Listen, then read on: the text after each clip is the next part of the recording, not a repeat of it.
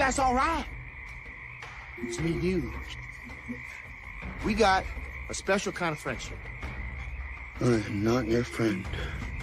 Sure you are. Fishing buddy? You are my friend. Start squeezing that trigger. Fuck your friend. Blah, blah.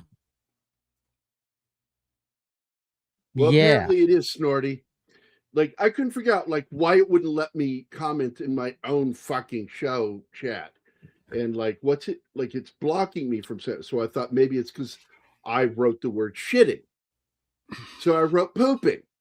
Nope, still shadow ban. I'm like, no, it can't be the word disease. And it was. Can The you give word yourself disease a wrench? is shadow banned. Do what?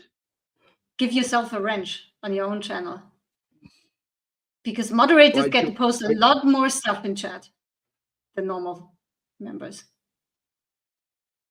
And YouTube is fucked up enough that I trust them to not make the distinction between channel owner and normal people.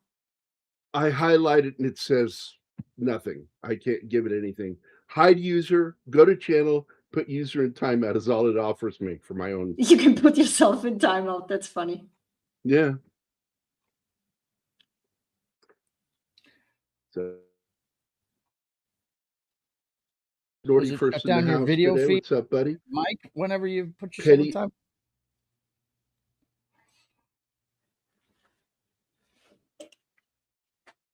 What?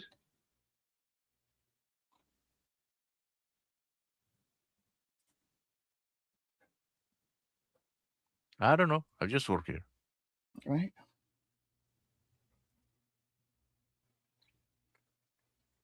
Okay, let's show some comments here. Well, we have Snotty. I was Snotty. And before I forget, there, let me find your video. And there you go.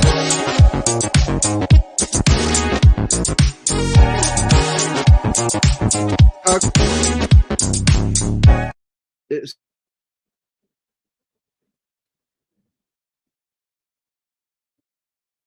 What? I do not know.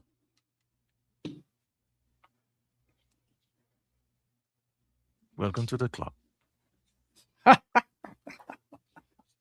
Did not knowing club. What's up, Snorty? Good to see you. No, I think he lost connection yet again. It's quite possible. Hey, He needs to Penny. kick somebody's ass with that internet company.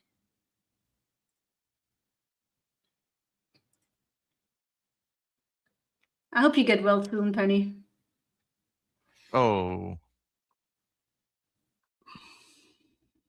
Yeah, Gary should go and talk to them directly on the phone.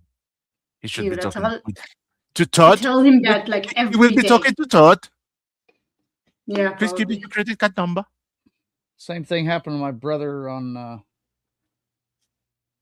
Sunday during our show. He was there for about the first half hour, and then he's got so many people in his house, and he's on Wi-Fi. He doesn't have a direct line, you know. Oh, that's always a problem. But And, Gary is directly connected to the internet and still sucks. Oh, you're saying that, and I see a cable hooked up to his head. Gary directly connected. This is hooked up to his head. Could be worse. Hello, Alpha. Hi, Alpha. Yeah, I'm updating the people in the chat. So, can you two talk, please? Sure. Maybe do that once he's back, because he'll need to listen. Oh, right. He won't be able to see it. Thank you. Yeah. Thank you for reminding me. So I don't have to do it twice. Yeah. Just or getting scolded because you didn't put them on the list. And I said, yes, I did. Oops, sorry. Okay. Add yourself. There he goes. There's his ear. There's the top of his head. There he is. Yeah, I kept trying to talk, and you guys just like blah blah blah blah started talking over me, and I'm like, Like, do you guys hear me or something or nothing? You froze up, dude. We couldn't hear Yeah. anything you said. Yeah. Yep. Yep. The And moment no, there's not a fucking thing I can do. Nothing. We know. Except call them and Yeah. kick their asses. I cannot call Todd. There is no Todd there anyway. These are like Missouri people. They're all local. Todd. Why does that sound familiar? Is that My Face? Was that the guy on My Face? Or MySpace or whatever the fuck it was? I don't know who's on your face. That's just fucking weird. MySpace. When it was a thing, I think it was Todd, wasn't it? Wasn't that his name? I don't know. He's kind of a running gag for all call center guys. Pretty much. I'm assuming you're talking about like when you join Facebook, you get a message from the founder of Facebook, like he's really messaged you. No, on Most people MySpace, do. yeah, everything The they've same tried thing. to make it sound like you had a personal relationship with the dude, and I think it would, yeah. I can't remember the guy's name. If only there were a thing that I could look it up real quick. Gambit. I had a rule when I was raising Zoe, and that rule was no hugs until you wash your hands and wash your hands and face and change your clothes, because I don't want your fucking disease that you brought home from school. And that's why you wrote what you just wrote. It was Tom, Because- not Todd. Tom on MySpace. He used to send you messages. Yeah. My basic philosophy is that children are nothing more than eating, shitting, disease-carrying monkeys. That's all they are. They breathe each other's air, fucking spit, roll around in the grass together, and fucking do all kinds of retarded shit. Daycare and schools are fucking delicious. Having They want fun. to bring disease home. And I discovered one day that anytime there was a bug going around school, that if I made her wash her hands and her face after changing her clothes, I didn't get sick. And I stuck to it. I hardly ever got sick while raising her. Because I am a fucking germaphobe. Maybe it was because of xenophobic Auschwitz sequences from the movies were too much for them to bear. He's having a dissertation about Schindler's List. Oh, this movie's about a list, but it's not Schindler. This one is based on the multi-country production. Sweden, Norway, Denmark, and they all, even Germany was part of it. And they all partook in making it. And it was the movie was called In the Order of Disappearance, not appearance, but disappearance. And it is a dark comedy. And I love the movie. And this film is practically a shot-for-shot remake. And I do like Liam Neeson in this, and it does have the dark humor in it. He's such a maniac in this. Like, he just goes on this killing spree after his son gets murdered. He's not a maniac. In fact, Oh, he is driven to get his revenge. yeah, but I like how he disposes of the body so casually. Like, and he's so nonchalant about the whole thing. like he's not considering the real depth of what he's doing. No, I don't think there's a plan here.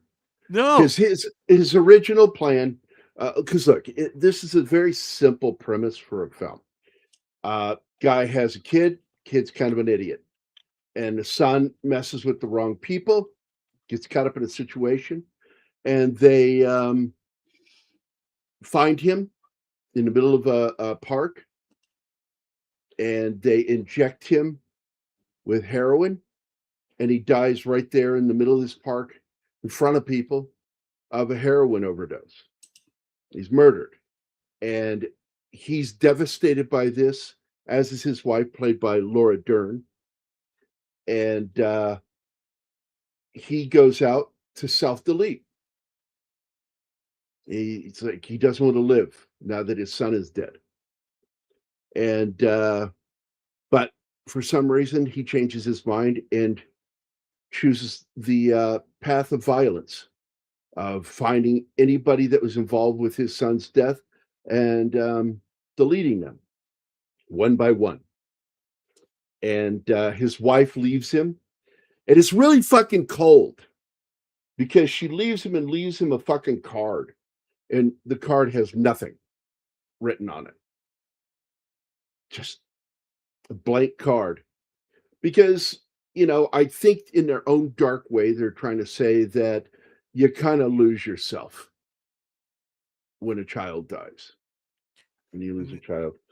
Yes, but in addition to that, here's the thing: the police says to them, he died from an overdose, and his first reaction is, my son wasn't an addict. The wife, she believes the version, the official version, and she's angry at him because you're in denial. The reality is we didn't know our own son, and he says no, he wasn't a drug addict,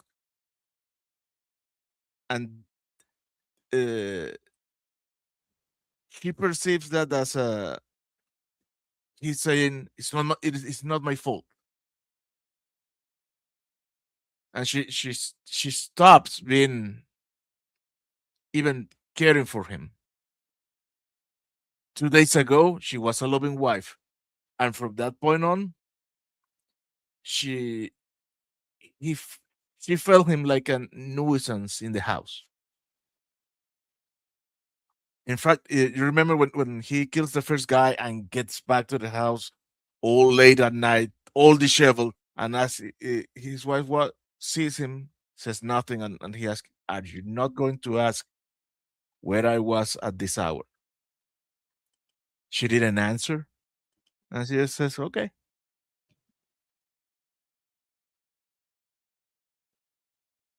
So it's the combination of those two situations: the loss, and she perceives him like he's not grieving enough or accepting the reality that has been told to them.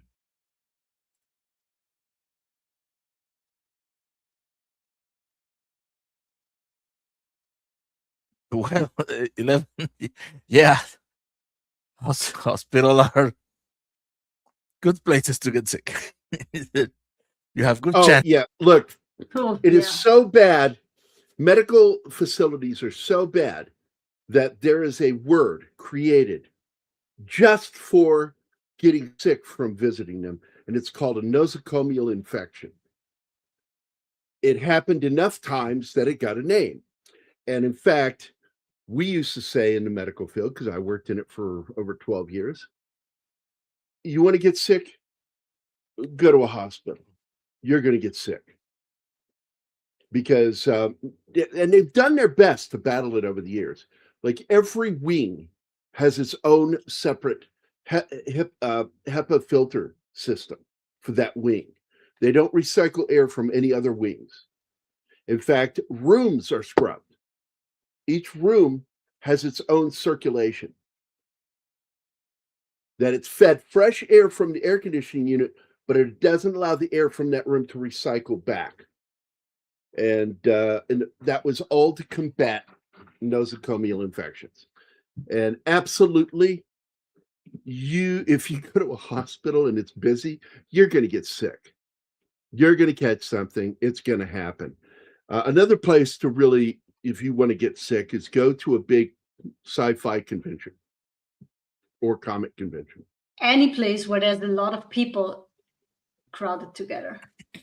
Yeah, so I got invited as a guest to WizardCon down in New Orleans, and back in 2011, and it was a great show, man. I got to meet Stan Lee there. Ran into Lou Ferrigno there. It was real fun getting to meet him because I just worked on the film with him. They don't cancel for stuff down in NOLA, man. They show up. My God. And because I'm a military veteran and I was there to promote the book Code Word Geronimo, it was actually the early 2012. the book came out in the fall of 2011, and this was in January, February of 2012. And so everybody was there. It was a really great show. Stan Lee was amazing.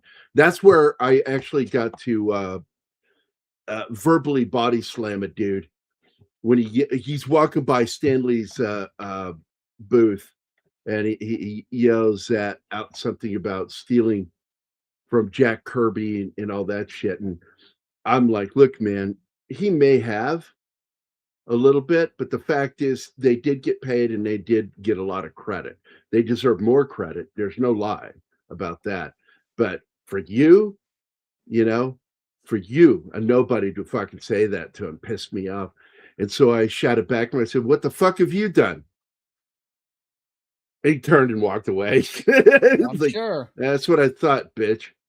Yeah. What the fuck have you created? I'm going to stand up for all those. You know what? You know who can do that? Themselves. They could have done it. They chose not to for whatever reasons. Now, Jack Kirby put it out there. It was well known. We got it. And a lot of other people have taken Stan Lee to the mat over some of his business practices and managerial skills. But the fact is it's out there. People, you got to be an idiot not to be aware of it. But that doesn't mean fucking Stan Lee wasn't fucking great, because he was fucking great. He is such a different story than fucking, I just forgot his name with Batman. God damn, I fucking hate that guy. Bob Kane. Yeah, Bob Kane. What a piece of shit at work that guy is. What he did to Bill Finger is fucking criminal. He kept his name out of it. Stan Lee never did that. He just emphasized his work over other people's work to where it was like much better. But anyway, yeah, Emmy is in the film Gambit, and I do like her. I'm a big fan of hers. I became a fan of hers because of a stupid movie that I saw with my daughter called Phantom of the Opera. And I've always felt like what would have been cool, because Gerard Butler is the Phantom in it, is if they had somehow thrown in an outtake of him kicking some guy into a well. This is Paris. I don't think that movie is silly. I enjoyed it. I do like it. I liked it. My problem is I don't like what's his name's music. Andrew Lloyd Webber. He steals from Puccini, man. He's like all of his melodies are right from Puccini. It's like he doesn't even fucking try to hide it. It's weird. He's successful with it though. So well, I like it when Mr. Bean, Rowan Atkinson, said that. And he goes, and of course, you have Andrew Lloyd Webber with his latest musical, which is basically revisited Puccini. Or Puccini revisited. That movie is Foxy's second favorite movie. And you know what? I love it. Shocker. Gerard Butler can fucking sing. The first movie I saw with Patrick Wilson in it, and I love the guy. I love everything he does. Well, Patrick Wilson, when he got his first acting gig for film, he was in the middle of a production of Oklahoma. Wow. And so I got to hear him sing in the musical. And I'm like, holy crap, that guy's got a great fucking voice. Yeah, he can sing. And Gerard cannot. Dude, he's an actor, not a singer, and that part is not easy. He's doing a fantastic job with this. No, fantastic job in that role. I liked his voice in it. I'll give you that. That part, those notes are not easy.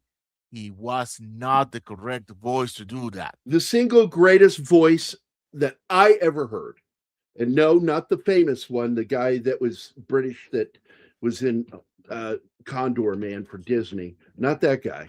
No, the guy who played Benson on TV for soap and for the series Benson. Oh, I know that. Robert Guillaume. Guillaume. I saw him before he got fired, and unceremoniously fired. And I don't know why he was.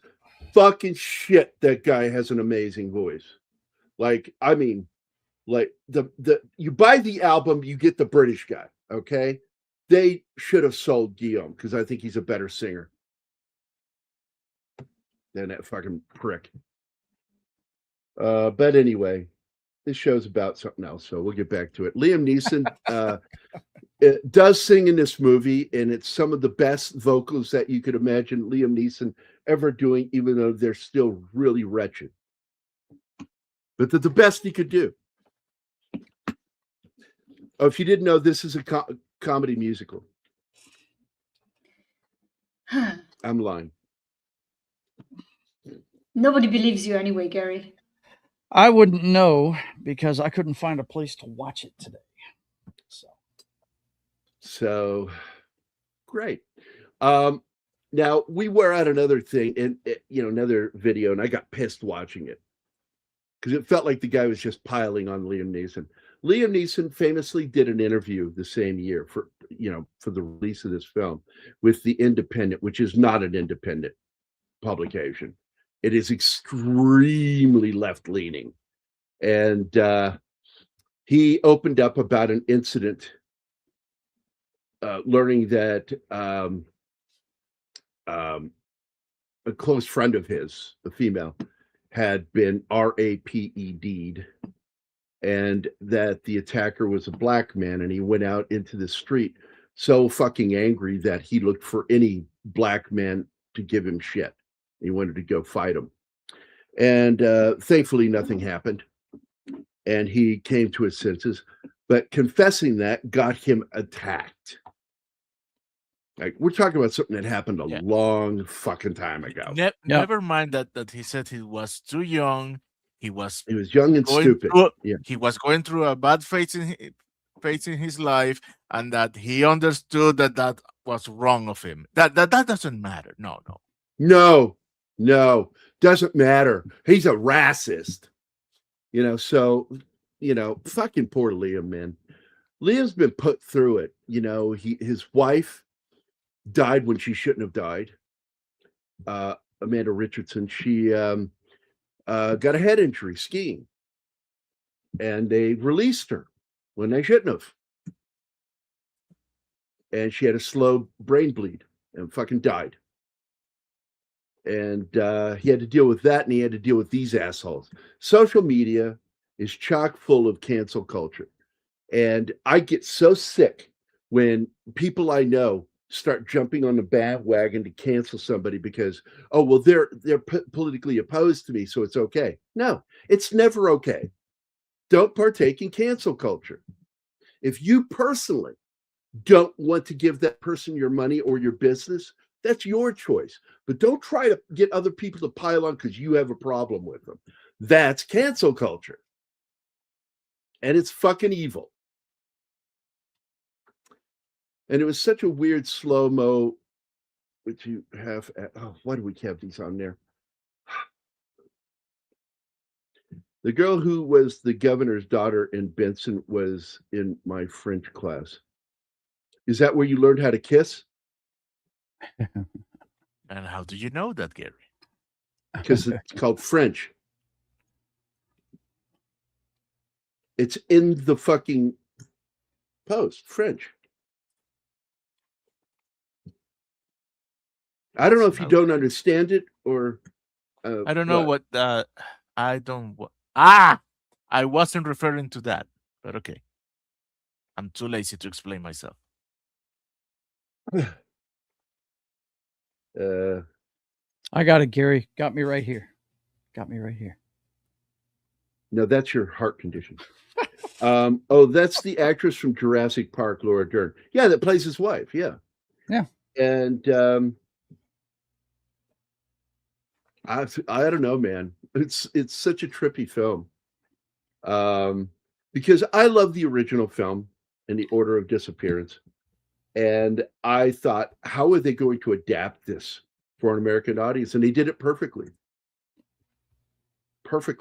By switching this one regional gang, racial gang, into American Indians with their own mob. And I'm like, fuck yeah. And you got some great fucking jokes in this film that if you're not paying attention, will just zip right past you. Like she tells the one American Indian guy, well, you need a reservation. and he just sort of looks at him. Oh my God. That moment, that Man. moment was That was That's brilliant. That's The awesome. writing in this is so fucking good, and I've heard people say this is a horrible movie, and I'm like going, no. you're probably an idiot, is why you didn't Yeah.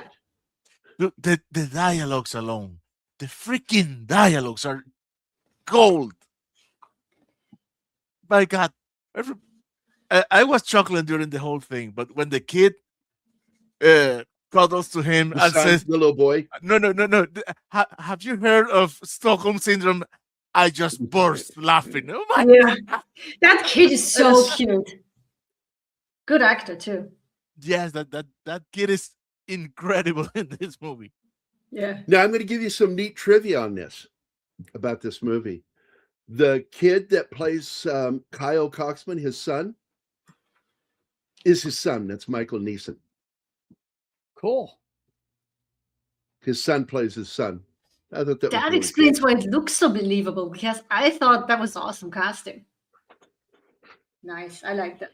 Now we know the truth. It's lazy casting. No. Now I you've got really- another. He's a nepo baby. He's proved his thing not to be, but nepo. But he's, Liam says, I'm not going to help you. You have to do this yourself. So he's you got not. Nepo one of babies my are those who favorites. don't earn it. because he's only done two major things with his dad, and the one thing he did was, and it was done really to help their relationship because it was after Amanda died, and they did a movie about a father and son trying to reconnect after the loss of the mother wife. And it's a neat little film. It's a little romantic comedy. Takes place down in Italy, and I thought it was a good movie. So anyway, what I was trying to say is one of my favorite things in this is you've got a guy from Tulsa King, Dominic Lambarazzi, and he is so fucking good in this movie.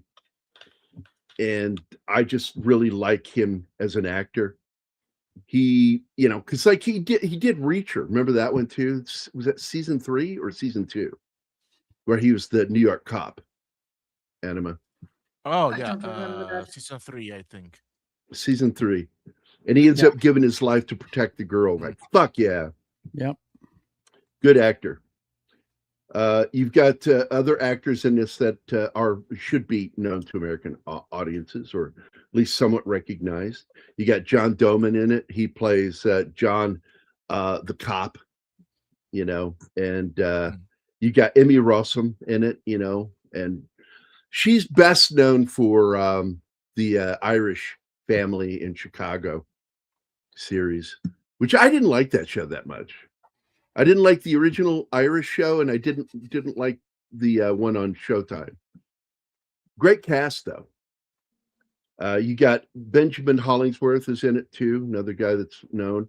Alex Ponovic, and he's been in a lot, or Vitch, I don't know, depends on where he's from. He's a good actor. It's been in a lot of films. And of course, Laura Dern is in it. Trying to think, is there any other big names in the film that we should mention? I'm looking. Oh, fuck. William Forsythe is in it. This is a guy I've actually met on several occasions. He lives, Hello, that's a name. He has property here in southern Missouri. He lives out in the Ozarks. And he's great in the film. See, I'm looking for anybody else. No, not seeing anybody. So I guess that's pretty much it. The rest are foreign actors that we don't really know much about here. The guy who played Mawa in The Mohicans. Yeah, he's in it. He reminds me of Wes Tootie, but he's not. They're two different actors. Let me see if I can find him. Wow, he's down on the list. Yep. Because you were wondering, it's Paunovic, because he has a Croatian mom and a Serbian dad.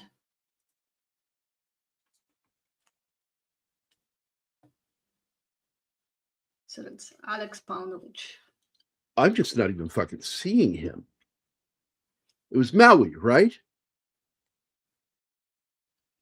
Oh, His character's got- name.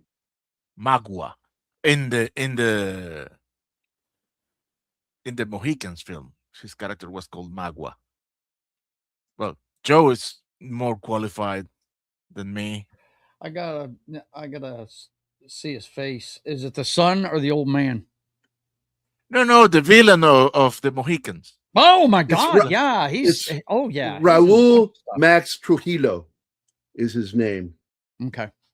He's from northern New Mexico. He is part Hispanic and part American Indian. Yeah, he is fantastic. Love that guy. No, he's an incredible actor. He's on that Mhm. motorcycle gang show too. Sons of The Anarchy? Mayans.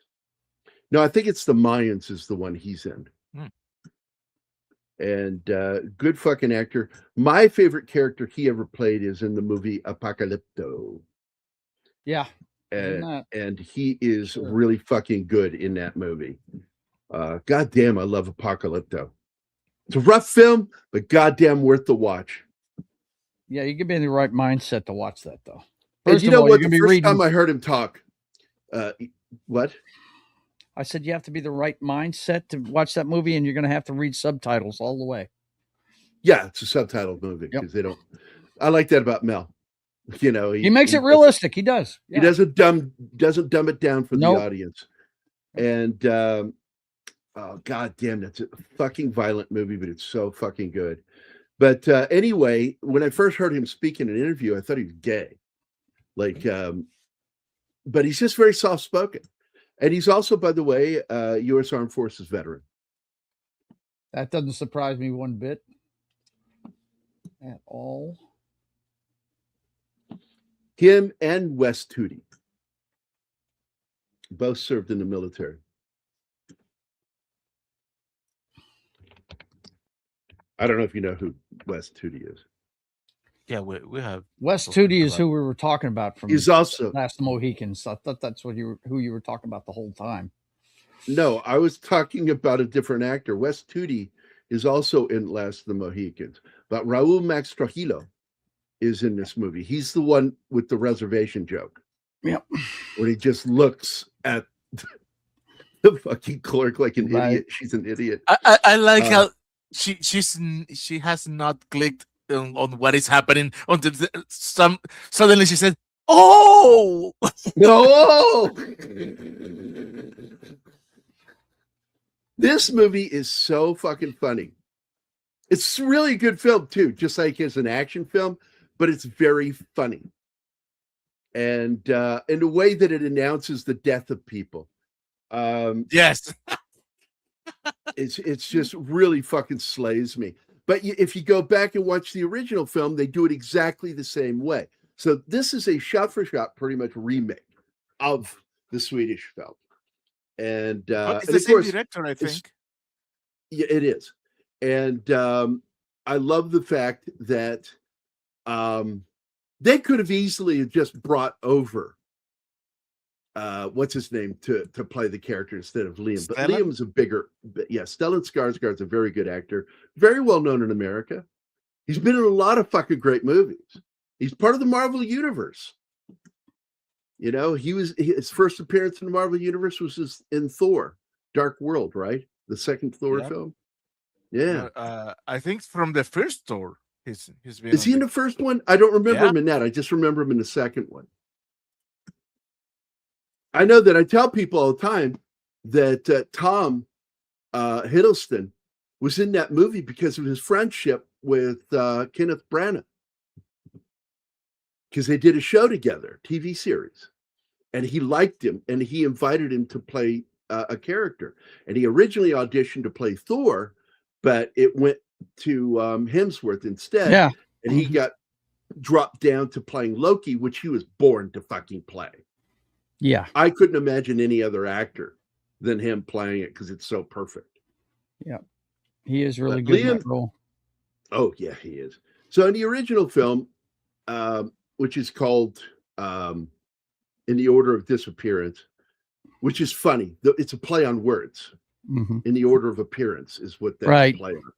So they alter it to disappearances, which is a joke. And by the way, the title of this film, if you're paying attention, is a joke as well, because it's usually a hot pursuit.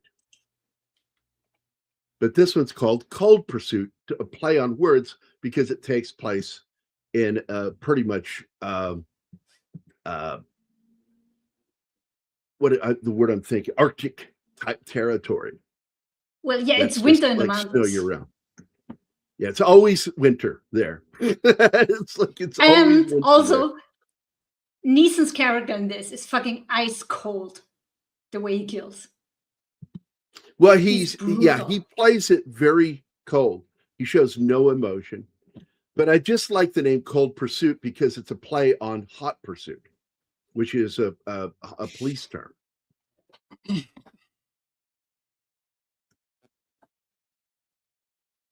And by the way, one of the dirtiest things that was done was that certain people in the marketing used that negative independent newspaper interview to help market this film by using the negativity of it to boost the film. And I'm like, that's dirty baseball. That's dirty baseball, man.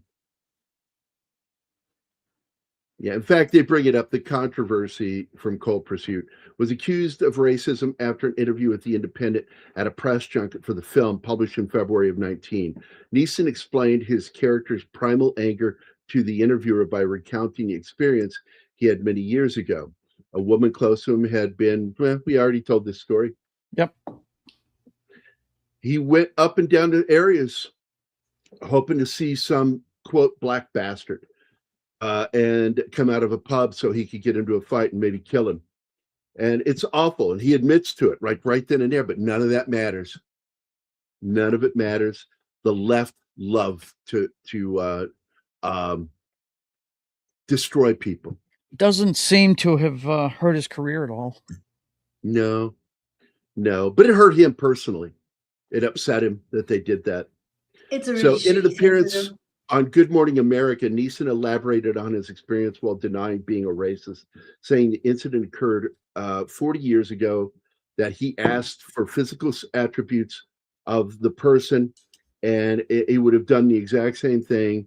A Scot, a Brit, or a Lithuanian, he wouldn't have cared. The race wasn't the part. It was what happened to his friend that mattered. And so, making it sound like my only reason for doing it was because of the race, and that's bullshit.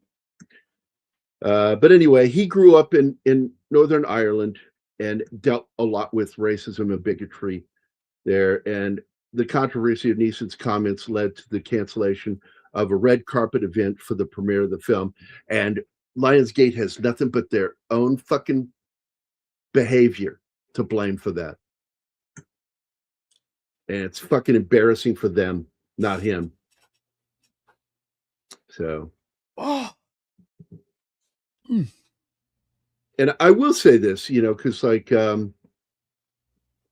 Cold Pursuit has a weird score on Rotten Tomatoes. Weird.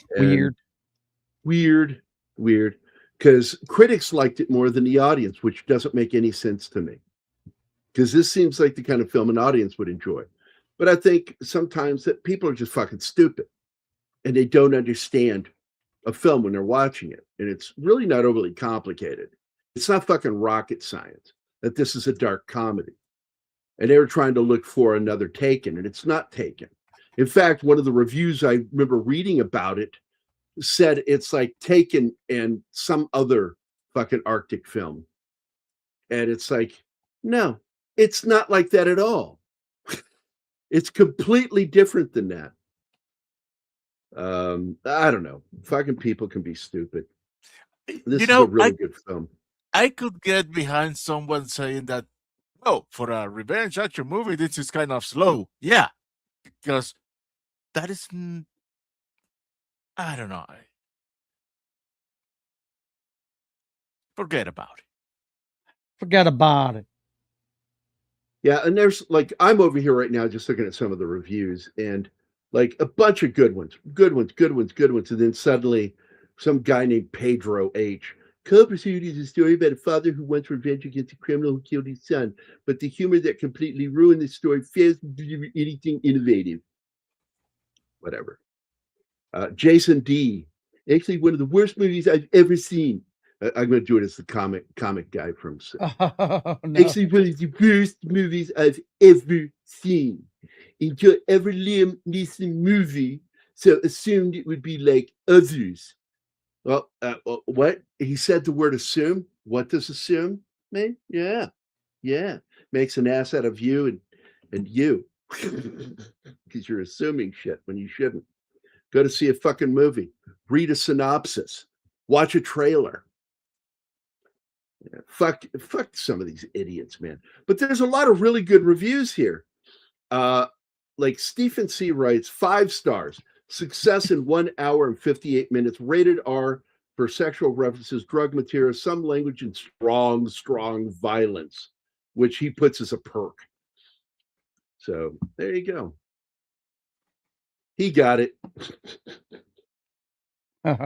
So, but I don't understand that low score at all. Makes no sense.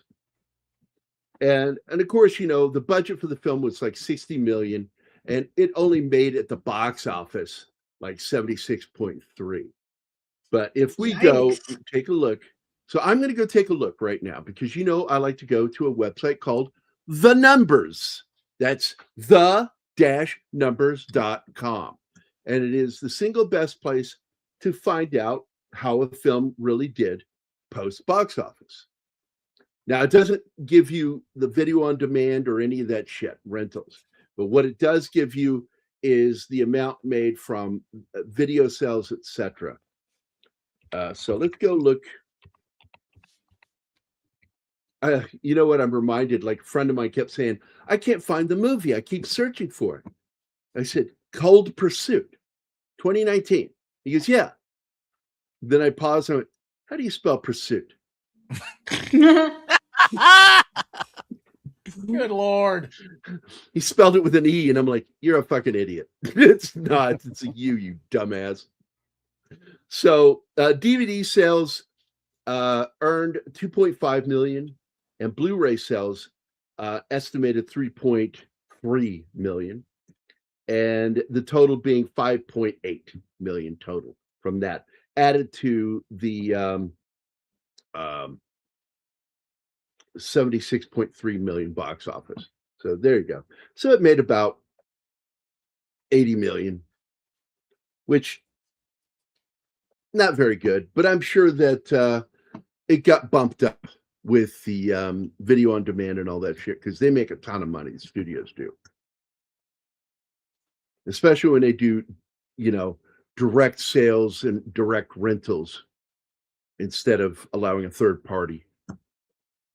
But even through the third party, they still earn a lot of money.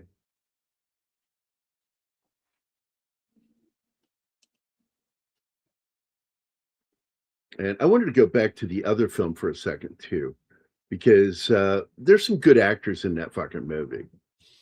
And it's not just the star of the film, Stellan Skarsgård, but you got Bruno Ganz in it. Great German actor. We lost him, sadly. And I'm trying to find him. Where is he? The guy from Game of Thrones that fell in love with the female knight. I keep forgetting his name. Nicholas. Do you want the actor or the character? The actor. Yes, Nicholas. You talking about the wildling guy with the red hair, the big dude? Yes. I was talking about Jamie. Okay. Yeah, his name is Christopher Hiju. I think Hiju or Hiju. Anyway, he is one of my favorite characters in Game of Thrones. Not but he's one of my favorites. Like Tyrion, number 1, and number 2 was I just forgot the character. The Hound. The Hound is awesome. Yeah. I fucking love his character. And then the female knight is my third. And then the older brother that even though he's a villain at the beginning, he ends up being a hero by the end. Lannister. I can't remember his first name. Jamie. And Jamie Lannister. I fucking loved his character as the show went on. Yeah, and his sister was his kryptonite, man. He made really great. He had a great character arc, but every time he gets around his sister, his dick just starts doing the thinking, and it's over. It's ridiculous. Yeah, she was his kryptonite. Yeah, I too loved Jamie. I really did. I thought he was a great character. Yep. Yeah, he played Wildling Tormund Giantsbane is his character's name in Game of Thrones. Right. He was fucking great. And and the way he would just look at her and just lose himself in her. And apparently the actor really, really pushed it further than what they were writing it as. And it became such a fan favorite that they had them get together at the end, which I thought was awesome. Yeah. But he goes, "No, that's a woman." That's a woman, yeah. And she's a likable character, you know, and she was more believable as a warrior than pretty much anybody. Okay, so this scene in the original film right here is with that actor, Christopher, from Game of Thrones. And I found it better than this one. I thought it had more humor in it than this moment. This moment doesn't have as much humor in it as the original version.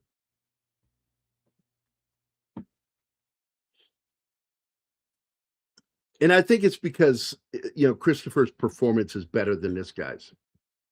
Oh, he's way more intense. This guy's more serious and full of intense. And these, I love the running joke in the film is, who's the greatest football quarterback of all time? Oh, God, yeah, that's so funny. And they all give the wrong answer. the opposite answer of what he believes. And so he shoots him in the fucking head. I'm like, oh my God. It's a great fans running can gag. be fickle. I fucking love that running joke in the film. I really do. Well, you actually went and looked up who he actually had in mind when he asked the question. Yeah, because it was going to be either Peyton or Manning. And I forget the other one. Dan. No, not Dan. There's a third one that was in the running.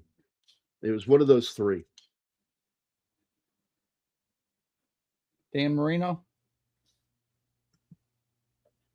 No, not Dan Marino. Yeah, that's a different movie.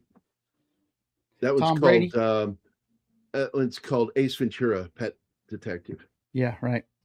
Hey, remember in that movie. Remember, laces out. Laces out, baby. What? You have to know the movie. It's a great fucking line. Never tempted to watch it. It's for the kicker. Yeah. Laces out. Kickers, you don't want That's the rule of thumb. That's what the holder's supposed to do. When he spins the ball, he's putting the laces towards the goal. Laces out towards the goal. Okay. Yeah, it's if you don't watch football, you wouldn't get it, darling. You would not get it at all. Zero interest. Yeah, I understand. Not a point. You don't have to say that every time. Like, everybody is fully aware you don't like the sports, but it doesn't mean we can't talk about it without you saying it. Yeah, but I didn't know it was a football reference. Of course I don't know. And we're letting you know. Nobody expected you to fucking... No. Nobody expected you to. First thing I said, Christ, you're not going to know, down. honey. No, you're making it into a thing. Stop making it into a thing. It's not a thing. It's not an important thing. It's okay that you don't get into sports. It's okay. I'm fully aware of it 24/7. I wake up sometimes. Thinking, oh, she hates sports. They're like, you know, it's the first thing I think of in the morning. He wakes up like George Clooney and Oh Brother Where Art Thou and goes, she hates sports. She hates sports. Oh, we're in a tight spot. She hasn't seen that movie yet, and I want her to see that whole movie. Oh my God, really? She got to watch the scene. I showed her the scene with Stephen Root as the blind recording guy at the studio. Yes. And he says, are you the N-words? And he goes, yes, sir, except for the guitarist who is actually black. Right, he's the one. And then he goes, well, I don't allow no N words in here to record. He goes, well, to be honest, sir, we're all white. Well, except for the guitarist. My hair. Well, you had me with Stephen. He sold that thing to me before you showed me the scene. I love the guy. Oh. So before we do, ever go into the Odyssey with what's her name, Isabella Rossellini, we will see both movies because both films are the Odyssey. Because a lot of people don't know that Oh Brother Where Art Thou is an adaptation of the fucking movie, the classic movie.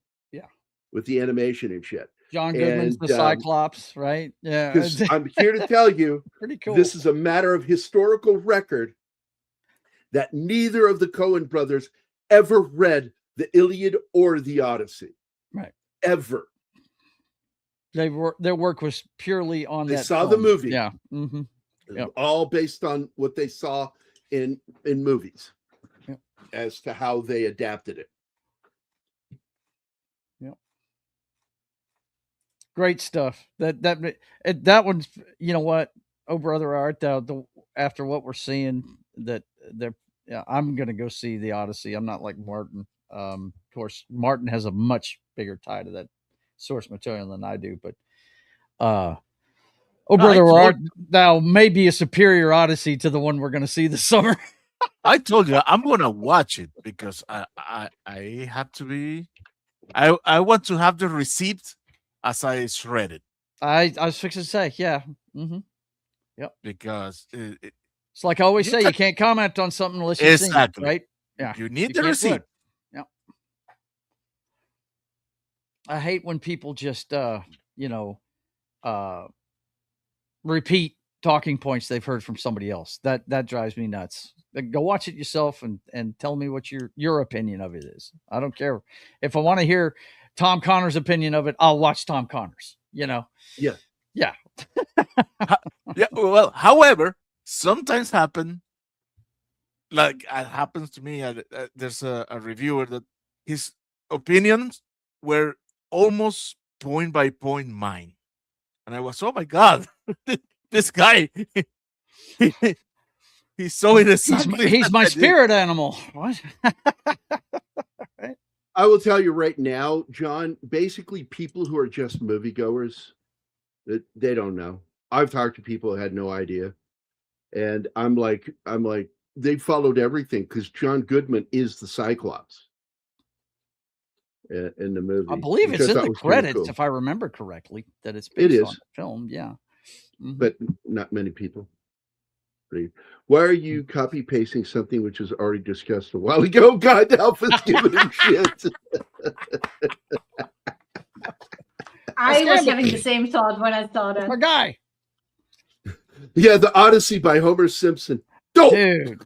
Yeah. I got to find that somewhere and watch it because I can't remember who was talking about it. I think it was the Critical Drinker did a video on it. The Simpsons were more accurate than Nolan. Yeah. And that's sad. Oh, yeah.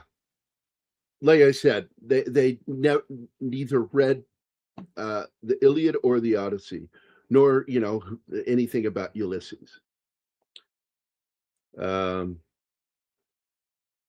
Okay, I haven't seen Oh Brother Where Art Thou, so I'm going to tell you, I never read that because I wasn't that interested in it. I got everything I needed from the Iliad and the Odyssey, but I understand it's a really good book.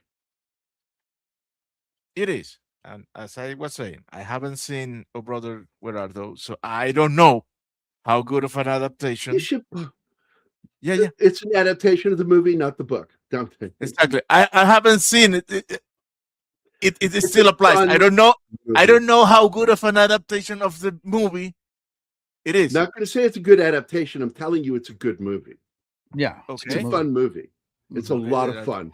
Yeah. And what's the funniest part of it is this: that George Clooney let me finish. Went in to do his own vocals for the song and thought he did a pretty good job. And then he stood and turned and looked out at the guys in the engineering booth, and they were like, "Nah." And so he was dubbed. Go ahead, Martin. What were you going to say? Okay, I haven't seen it, so I don't know how good adaptation it is or not. I don't at this point I do not care until I have seen the thing.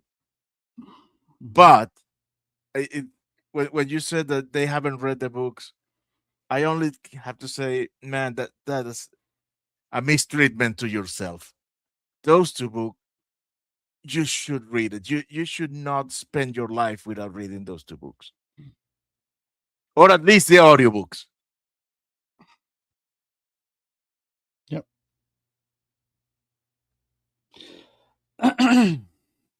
I can't believe you and Anima haven't seen that movie. That's Oh Brother Art Thou is I've seen it a lot.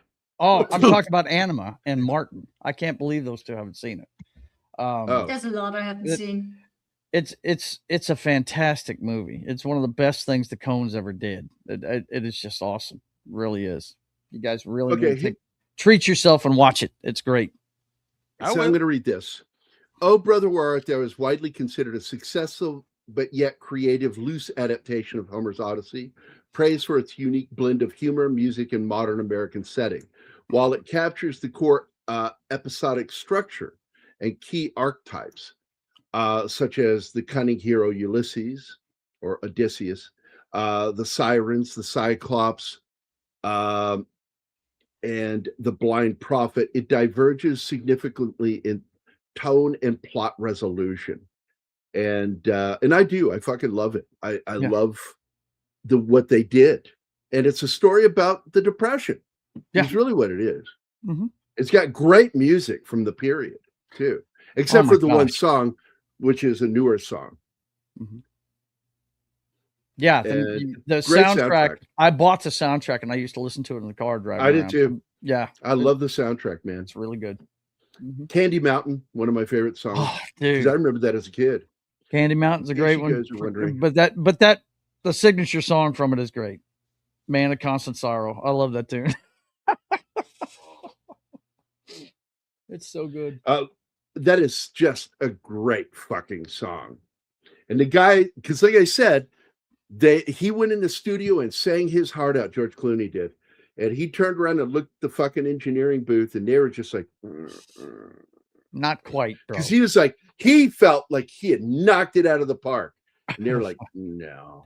Not quite, bro. Not quite. No, dude, it's bad. We've got real singers for this, okay? Yeah. And then they played it back for him, and he went, oh, stop. Yeah, it's bad. It's bad. So they got real. The ironic part is that Totoro and the other gentleman, I forget his name, actually can sing. Really? And so they sing later in the film, but in the scene where they're in the studio, that was pre-recorded. And so they had to dub, lip sync. The third guy's name is Tim Blake Nelson. Yeah, Tim Blake Nelson is a great fucking he is. He's fantastic in everything he does. What was the name of that one that the Coen brothers made for Netflix? The Cowboy. What was the name of that show? The Ballad of Buster Scruggs. Yeah, Buster Scruggs. Good film. It's so great. Well, you, sir, have a bad disposition. I love it when he just starts kicking the board and blows that guy away with it, shooting himself in the face. Making him shoot himself. And more blood and more black. It's fucking funny. The whole movie is great. Yep. Yeah, why is this still sitting up there? I don't get that. BRB, folks. BRB. All right, buddy. Lots of people think they can sing until they hear their voice recorded. Yep.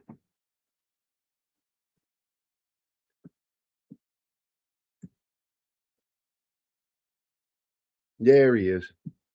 Tohiro.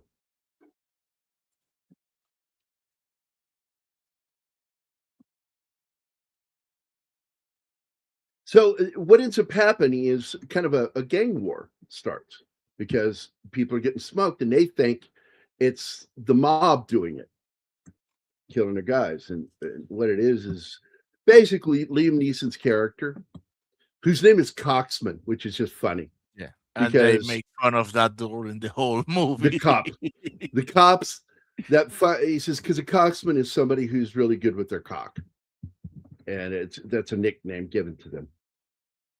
He was a true cocksman.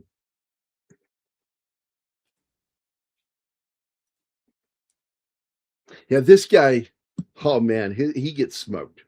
Man.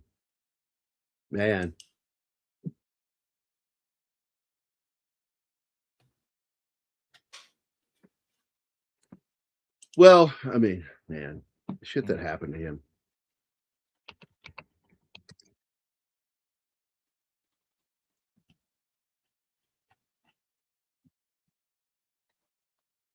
Oh.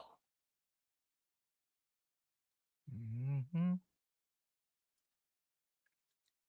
I couldn't finish Buster Scruggs. Too much of a tonal shift between the different tales. Whoa. Okay. I haven't seen that one, so there's nothing I could say. Yeah, and like this movie was put out 10 years after his wife, Natasha Richardson, passed away. And I thought he'd been doing a good job of keeping his life together. And then 2019 became another dark fucking moment for him. What happened in 2019? This movie Oh, and the interview with the Independent.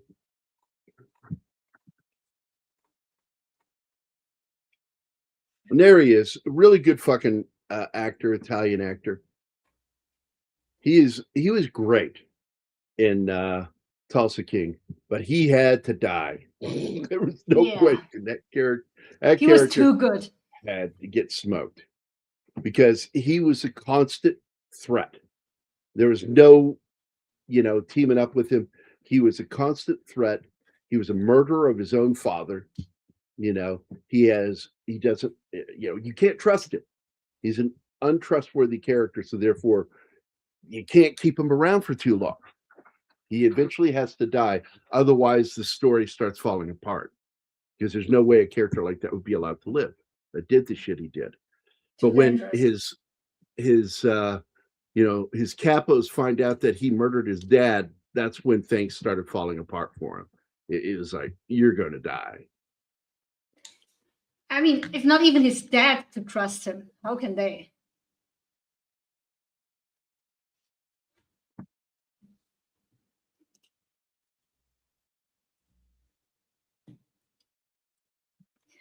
Yeah, this scene seems so benign and then quickly escalates. Oh, that guy is such a shit heel of a human being. Oh, the gangster? Yeah. The kid's father, yeah. Yeah, but it's like, oh, thank God that pandemic happened. I was having a bad year. That took the heat off me. That was me, man. I lost my grandma in February 19 and then my mom in October. And I went into 2020 thinking, this can only get better. Boom.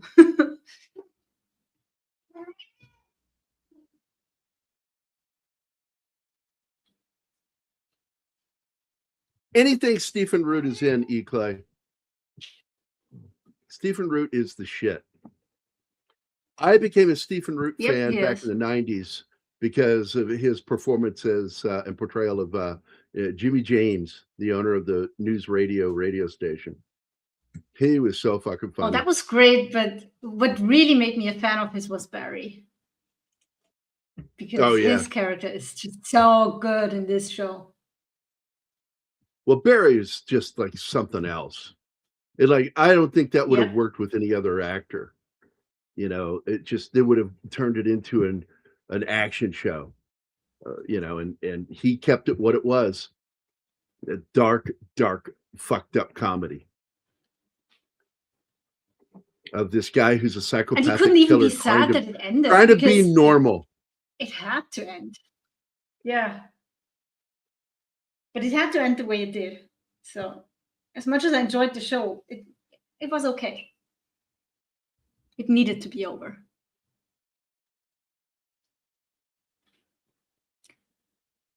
And Joe is back. but muted.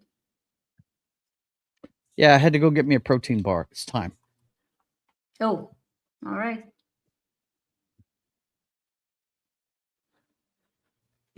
I'm one of those weirdos that eats on a schedule to regulate his own blood sugars so he doesn't have to use metformin.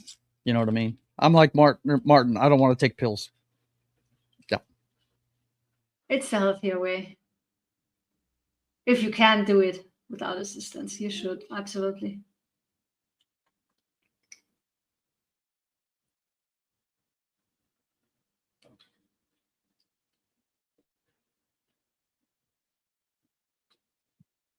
There.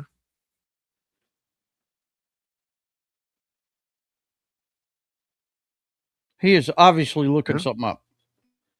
No, I was just reading Yep. something about Stephen Root.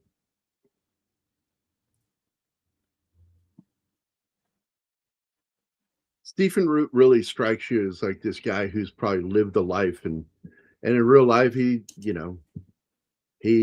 went to high school in Florida, graduated with an Associates of Arts degree from University of Florida, and then he trained in the Bachelor of Fine Arts in their program and graduated, and was distinguished in 2008 was distinguished in 2008 as a distinguished alum or alumni of the university. So there you go. I thought that was cool. Never did anything else. He went straight into acting. Jimmy James, I never doubted myself for a minute, for I knew that my monkey strong bowels. Oh my God, that episode, dude. That fucking episode. He writes his biography, which tanked when it was published in America. Then he has it translated and published in Japan.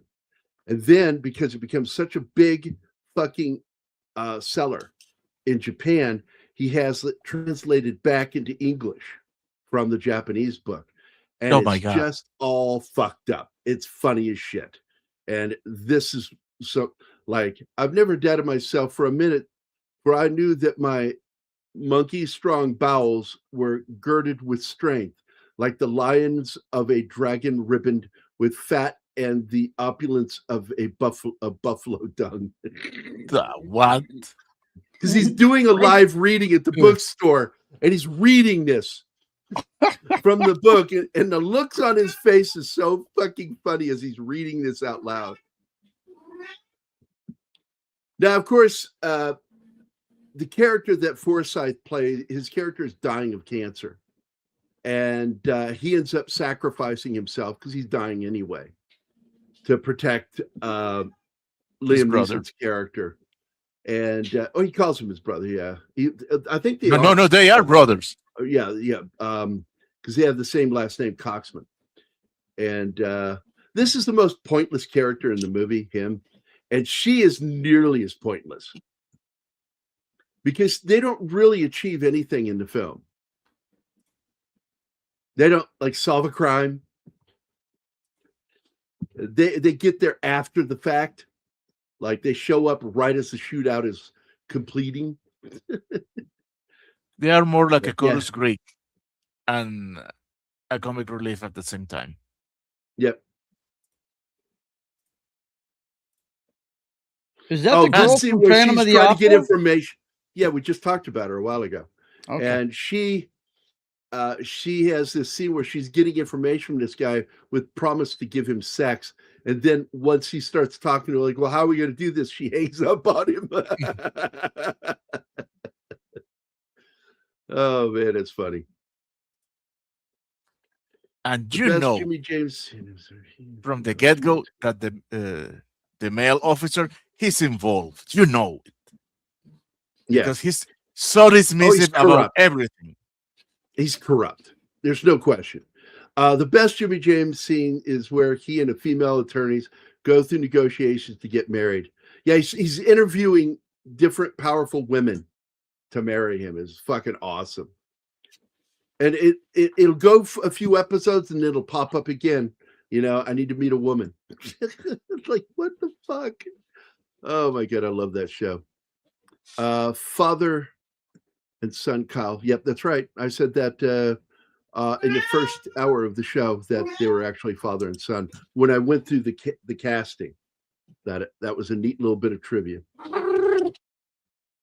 Oh my God! Somebody's serious. Show's over. Attack of the Cat.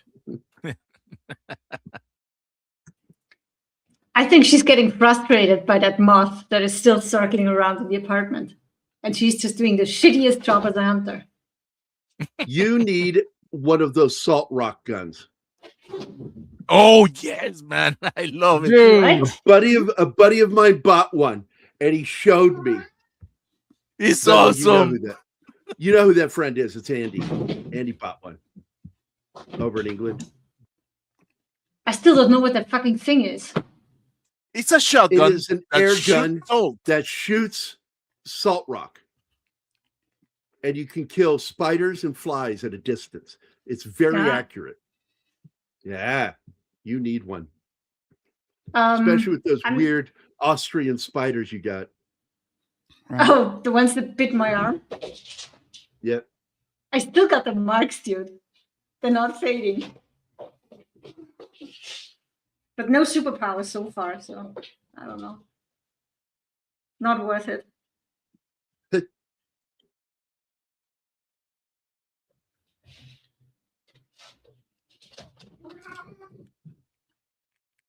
Oh my God. By the way, I do like that in the original film, in this one, he uses the same rifle. He saws off the butt, the shoulder butt, and he saws off the barrel with the, I think that's a 7-power scope he has on it.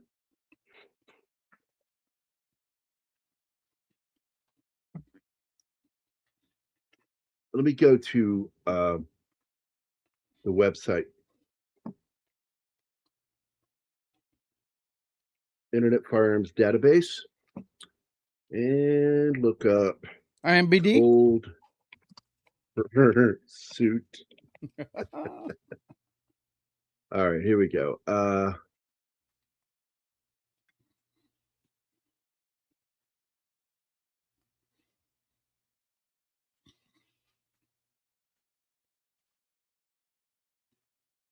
70, but where's the scope?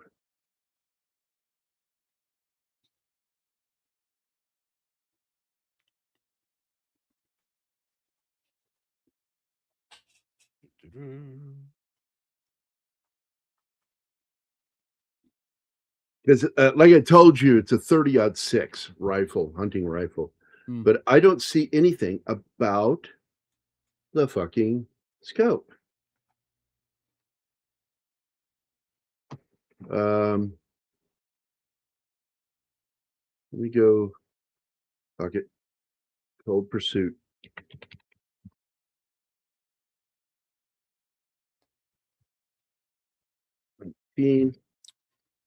Rifle scope.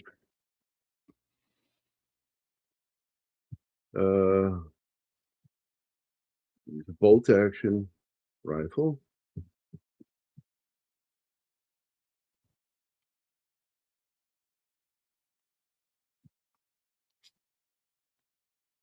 Still not given what power it is. Mm-hmm. Well, that is not in the scope of that review.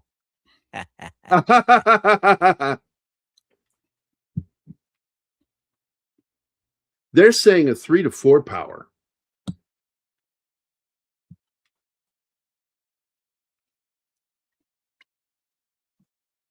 Makes you feel good, Gary. The scope. The rifle is fitted with a large, disproportionate scope. It's a 4x15 Linfield.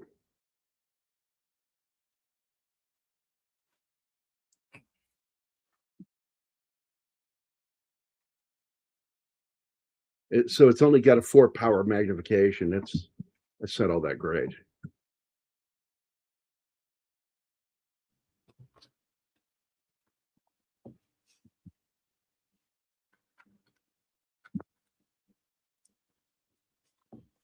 And Reed's here too, by the way. I just saw that. What's up, buddy? Hey, Reed. Yeah, see, there you go. She needs to get one of those salt rock guns and No, practice you her need that. raw.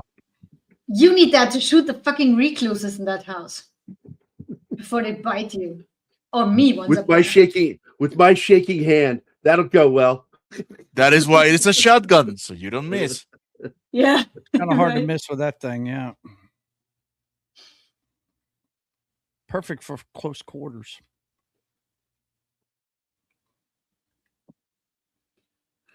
Well, that room isn't that big to begin with, so pretty confident he can get some of them. Oh no, the room may be okay. The thing is, you have only seen the room with Gary in it, and Gary makes the room look smaller. Right? No, that's not true. I've been in there on my own. It's true.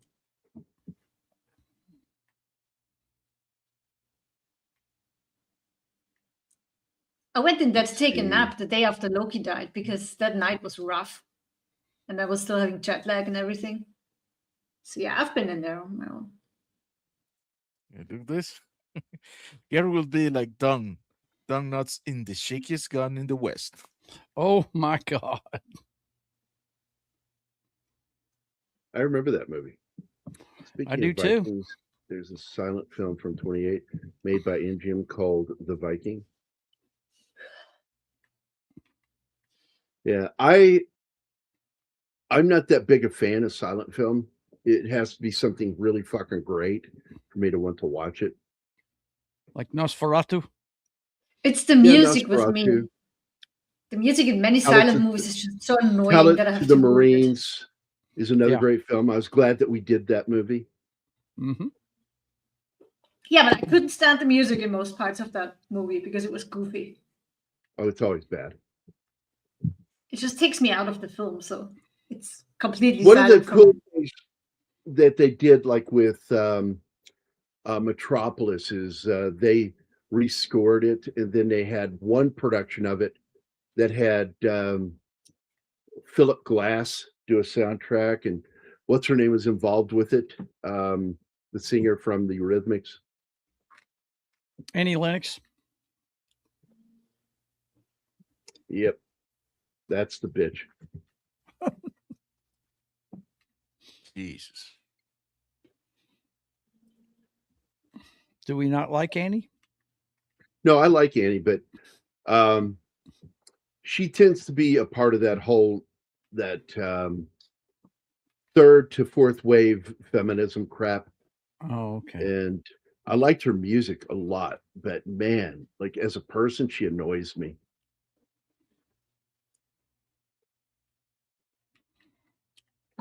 Also, she butchered a Sting song, which really annoyed me. Yeah, that would annoy somebody. Like live in front of Sting. Oh God, no. Well, at least it wasn't behind his back. Yeah, at least it was, in his face. Well, you were there, Anima, when I listened to it for the first time. You heard it too, and you went, oh. Yeah. I'm like, yeah, her vocals were bad on that. But she's like, I really like her music. I think one of my favorite songs she ever did was actually a song she didn't write. It was somebody else's song, and she re-released it with her own little finesse to it, and it just really fucking worked. It's much better than the original. And I also like the song Walking on Broken Glass. It's a really good song. Walking on Broken Glass, a great tune. Yep. And anything from the Eurythmics. Here comes the rain. You don't mess around with the Missionary Man. Great Yep. fucking tune.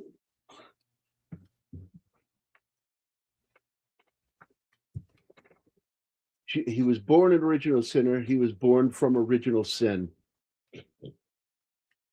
Like you build a mountain out of Bibles.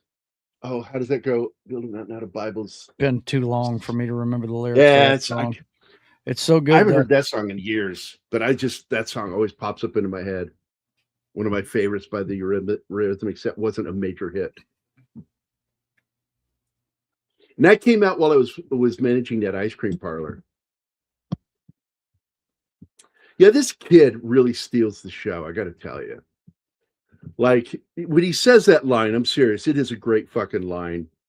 when he asks as he's getting ready to go to bed, and he reads him from the book, and they're laying there, and he asks about you ever heard of Stockholm syndrome? Stockholm syndrome? Yeah. And it's just so fucking funny. Such a great throwaway line. Just like in other words, the kid's trying to tell you it with one fucking line how he feels about him already. Because this is a dad, a real dad. And he's always wanted a real dad. And the weird ending of the movie is that after all this shit goes down, the kid leaves the place he was told to stay and gets out and takes one of the big fucking vehicles and steals it. I think it's the grinder that he takes. Snow blower. Is that what it was? Yes. I fucking love it. I fucking love that. And the female comes, it's like, kid, wait, stop. The kid ain't stopping. Oh my God, this fucking movie.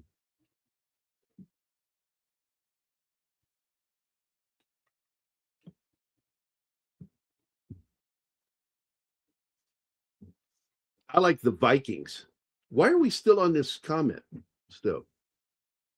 Like, get stuck on one of his comments.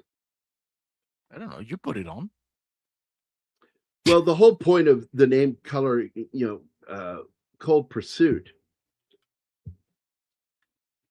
is just funny to me. Because again, it's referred to as a hot pursuit when you're a cop chasing a villain. It's a hot pursuit, an active pursuit. And Cold Pursuit throws a whole different meaning to it. And it's funny as a name. And I think it's equally as funny as the name of the Swedish film, which is, in the order of disappearance. And they use that for listing the cast. They put a wall with all the names and took them in the order in which they were being deleted. Roasted. Yeah. I'm not sure if I saw that or if I accidentally saw the Norwegian World Cocksucker match. There's one of them. And we lost Gary. Damn. That joke has been waiting for decades to happen because I heard that from fucking Robin Williams like 40 years ago.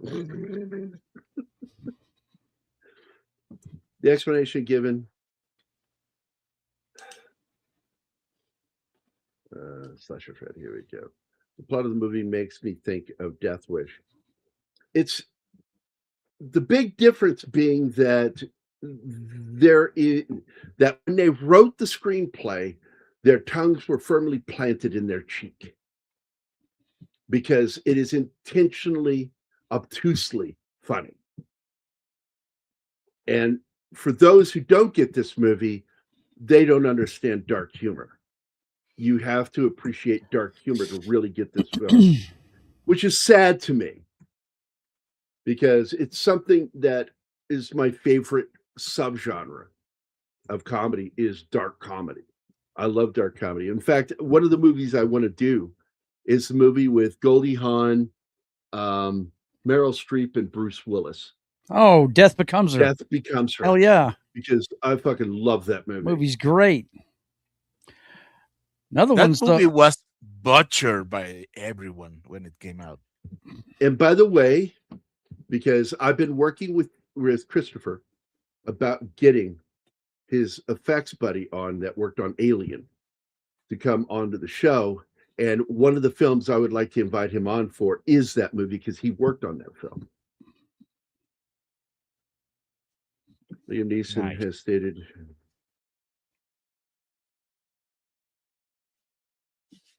And it's not really an action movie. And it wasn't.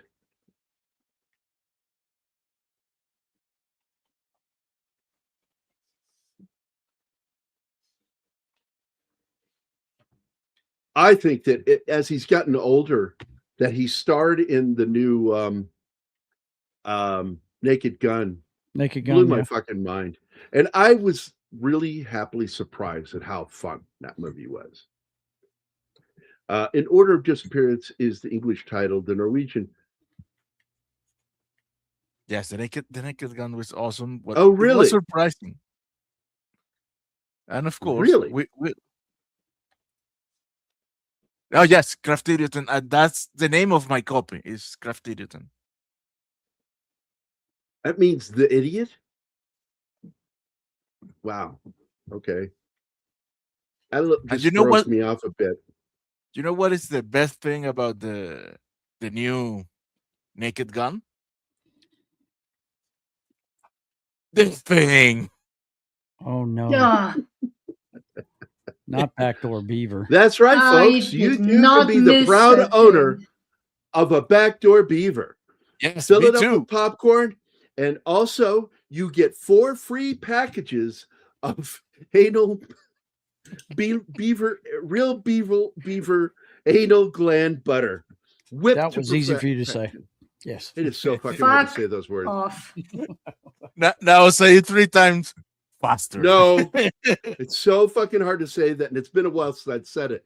This movie makes me think of Dirty Harry, speaking of which Liam Neeson was the final Dirty Harry movie, The Deadpool. Yes, he was, as was Jim Carrey. Yep.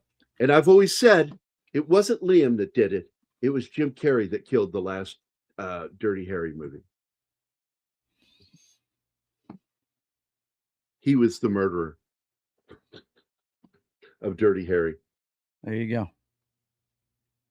And there it is. Oh, come And on. there He shall was. stay. The writer was. Wait, there's only one movie. It's Death Becomes Her.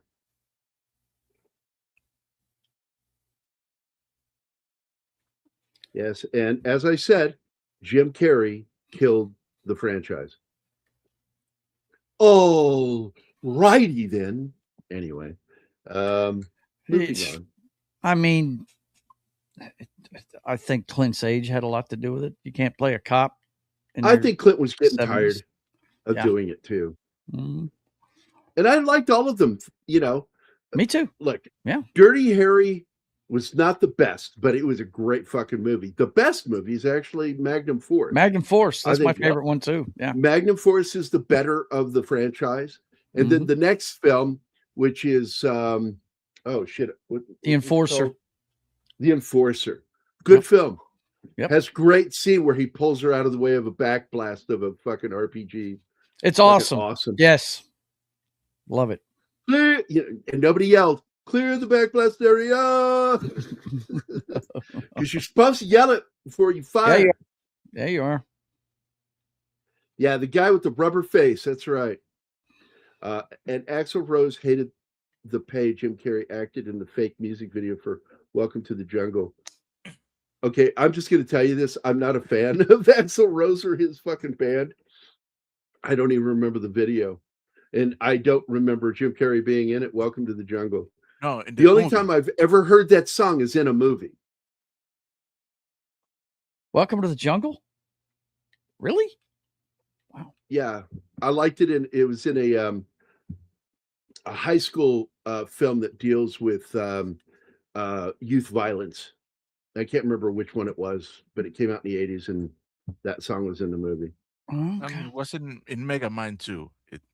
It works there. Let me tell you. I liked Megamind. I actually enjoyed that. Like, Will Ferrell didn't ruin it for me. I like it when he's in a movie and he doesn't ruin it. Ruined, Brian. Ruined. Ruined, Brian. Ruined. I read that Death Becomes Her was originally going to be Tales from the Crypt. Absolutely seems like something that would have been in that. Yeah. Yeah, the Danny Elfman theme. Oh, no. I mean, Death Becomes Her. I knew you meant that. Tell you, another good dark comedy is the best of the franchise, period. Another good dark First comedy. Best, Magnum Force. Second one is Dirty Harry. Third one is The Enforcer. And then the last one was called Sudden Impact. Sudden Impact was the fourth one. Sudden Impact was the fourth one. Yep. And I didn't like that one too much. I mean, I made fun of it while watching it because every time she said the line, don't you remember that night under the boardwalk? And then my buddy and I would go, under the boardwalk. It's like it's a dumb fucking line. It's not the best movie, no doubt. But then I kind of liked the final one, Deadpool. Yeah, Deadpool was all right. The first three, really all you need to see, though. For a CGI Mr. Limpet? Jim Carrey? I don't know how I feel about that. I'd have to see it to know if I'd be okay with that. Oh, and by the way, his character, these two fucking tough guys, the two fucking tough guys are fucking gay for each other. And they sneak off and start kissing, and then he kills them while they're kissing. Oh no. No. And then no. One of them gets executed by the boss in front of the other. And the other has to watch it. And then they have to cut off his head to present it as a peace token. In the Deadpool, Welcome to the Jungle is a song in the video Jim Carrey's character was acting in. Gotcha. And so what's his name didn't like that. Who cares? Like, I don't care if he didn't like it. Like, seriously, like that's just like the dumbest shit in the world. I mean, no wonder that guy had fucking substance abuse issues. Got his fucking head in the wrong place. Have you seen him lately? You want to talk about somebody that's gained weight? Welcome to the jungle. We got lots of cake. Like shit. He's looked like shit for a while. The title is basically a play on words because usually you hear those police chase. Well, yeah, I explained that earlier. I was explaining that hot pursuit was a term coined by cops. And so it absolutely is a play on it. Like, Slasher Frank, get to the show earlier because I explained all that shit like in the first hour. He may be trying. Jesus Christ. He may be trying to do his best impersonation of Gambit there. You know? Yes. Yeah, you and Gambit, dude. You and Gambit. It might be a competition at this point. Yeah, it might be a competition between the two. Might be. I love you guys. I'm fucking with you. I like to tease you. Magnum Force is one of the best sequels ever filmed and conceived. I put that right up there and probably in the top 10 list of greatest sequels. Because a lot of people don't agree. I think that Godfather 2 is the better of the two films. I do too. I think Godfather 2 is the better movie. Yes. I agree with you on that Empire Strikes Back is pretty much in the top 3. And I'm not sure. I got to go back to my list when it is. It may be number 2. That was back when they knew how to make sequels. Nowadays, they're just producing shit to milk the franchise. A lot of people like the Two Towers, the second movie in the Lord of the Rings trilogy. That was it. Lean on Me. That's where I remember hearing it. Okay. When he's entering the school, you hear the song playing. Is that the one where Morgan Freeman plays Carter? Yeah, Lean on Me. Yeah. Yeah. And we have a breach. Not a breach. Anything but a breach. It was a nut job backdoor breach. Okay, here we go. Hey, Bandit, this is Little Beaver. Put your foot on the floor, we got your back door, and I'm cleared. That's a 10-4. I didn't do it. Brought to you by Backdoor Beaver with real beaver alien gland butter. I was just thinking, I'm perfection. Fine with the clip because he already pulled that fucking thing up, and I don't have to see it a second time. Fuck you. You remoted so badly. I didn't get anything of what you said. Yeah, we have a thunderstorm going on, so I'm surprised I'm still here because it makes my internet fluctuate like crazy. I was just ranting about the beaver, basically. I will train Rocket Kitty to attack that thing. Should Gary get nice? That's what I'm talking about. This shootout, I like the way that they set this scene up, because I was watching a little behind the scenes thing, and it's really not a lot of choreography here. He was just saying, yeah, you're going to come up over the car like this, fire this way. And they're like, yeah. And it's like not a whole lot of fucking choreography went into this final scene. You need to get from point A to point B. Do your job.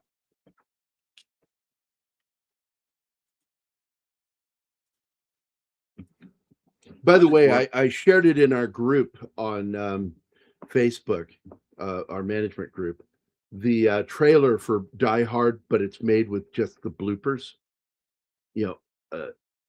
cut out scenes where things got fucked up, and it's fucking funny. It is so fucking worth it to watch that video. It's like the Die Hard trailer, but with outtakes instead of the actual scenes from the movie.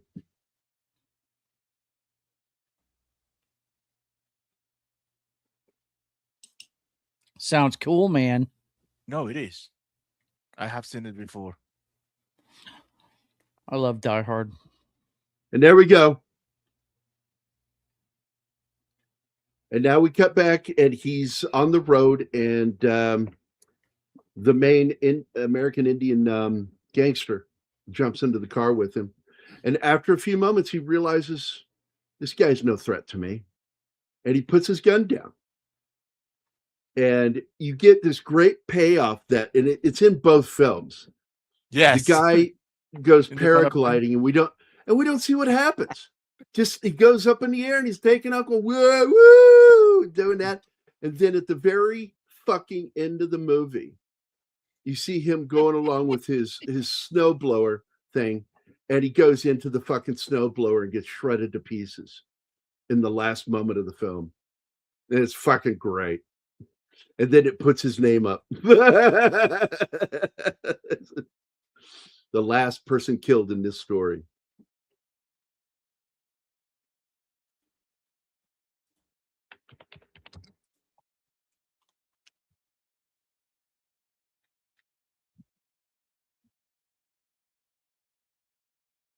Man, I wasn't expecting this movie to be that good. I started watching it. I started watching it as a commitment to the show, and but oh my god, the movie is so good. I wanted to watch it, but I just couldn't find a place to watch it in. My link that I use for sailing the high seas is gone to shit. I got to find a new one.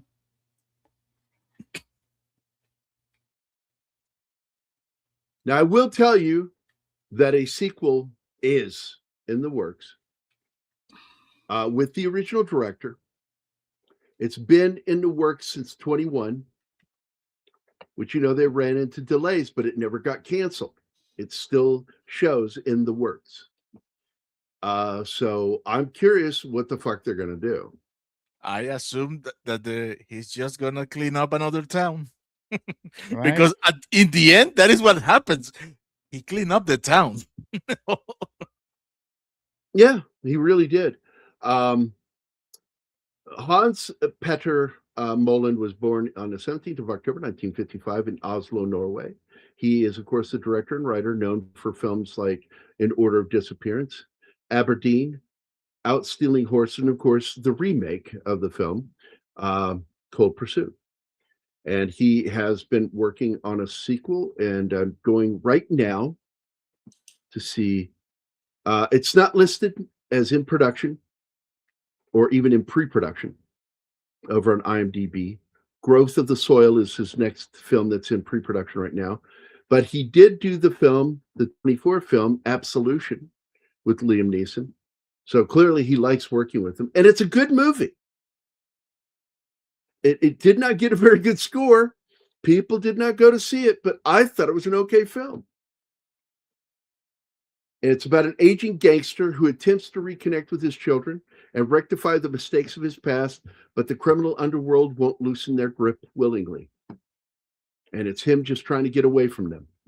And Liam does a good job in that fucking movie. I do like it. Carlito's Way. What about it? That's what it sounds like. He's trying to get out from underneath it, right? Yeah.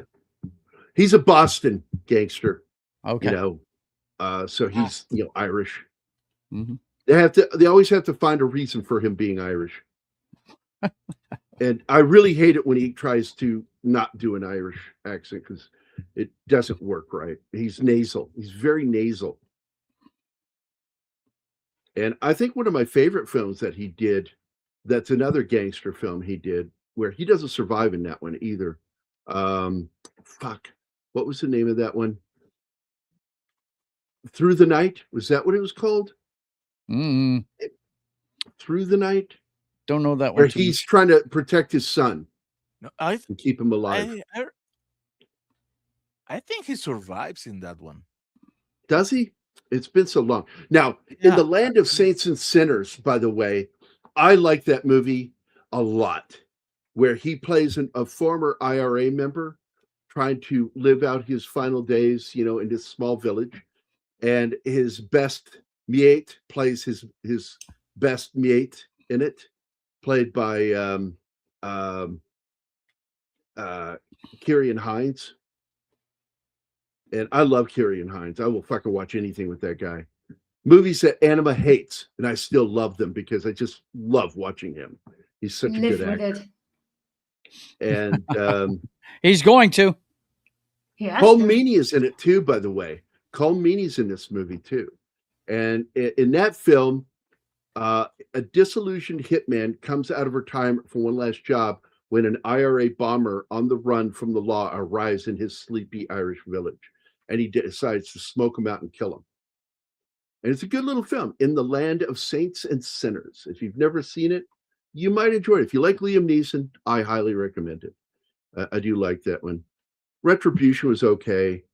Marlowe, I actually liked that film better than it got reviewed. I'm a big Philip Marlowe fan, and I love the fact that there were nods to the other famous detective from that period, movies in it. Like there's this, you see the Maltese Falcon in it. Like, because he's at a movie studio and you see all these props in the background are great little fucking nods to classic noir films. Yeah, it's great. Cool. He did Marlowe, which I liked. I did not like Blacklight, and I don't think anybody did. The Ice Road, the first one was halfway okay. The sequel was stupid because it's not on an ice road until the last act, and then all of a sudden it's on an ice road. I liked The Marksman, but I didn't love it. Let's see. Honest Thief was pretty good. It's a nice little action film. Because he said this was going to be his last action film, and he's full of shit. Come on. Till you're 90. Here's the movie that he did with his son, Made in Italy. If you want to see a movie with the father and son, playing father and son in it, and getting over the death of a wife mother, it's a movie worth watching because it was them working shit out through a movie. And they felt really good making this movie together. Cold Pursuit, cool. Great film. Ballad of Buster Scruggs. Oh, that's right. He's in that too. Liam is. Yep. Yeah. I forgot he was in that. I'm going through it. The Commuter, I actually thought was halfway decent. I like that movie. That's the one on the train. Yeah. Mm-hmm. And let's see. I'm trying to find it. I've not seen this movie. I hear good things about it. He plays it's a biopic film. Mark Felt, the man who brought down the White House. I don't know. I wasn't intrigued by it. It didn't sound like anything I'm going to enjoy watching.